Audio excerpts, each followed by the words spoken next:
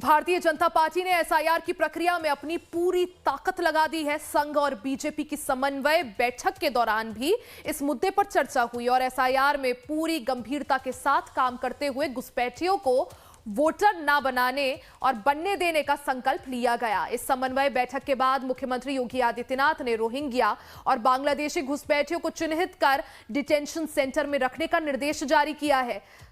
उनके इस निर्देश के बाद यूपी में बड़े पैमाने पर सत्यापन का अभियान भी शुरू हो चुका है।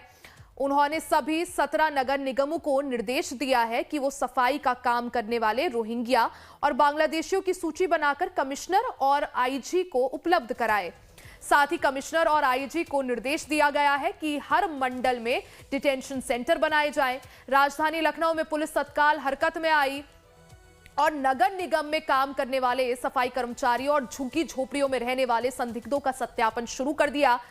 हजरतगंज थाना क्षेत्र की डालीबाग कॉलोनी में पुलिस ने सत्यापन अभियान चलाकर दस्तावेजों की जांच की। गुरुवार को दूसरे दिन महापौर सुषमा खरकवाल फील्ड पर उतरी।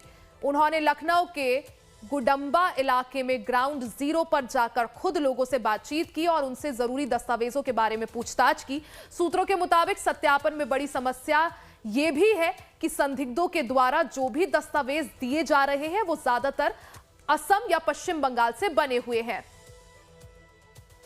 इलेक्शन आता है या जब इस तरह की कोई बात होती है तो घुसपैठिया चिल्लाने लगते हैं। सच्चाई ये है कि कितने घुसपैठियों को निकाल पाए हैं। लगभग 11 साल से केंद्र में सत्ता में है और 8 साल से यहाँ सत्ता में है।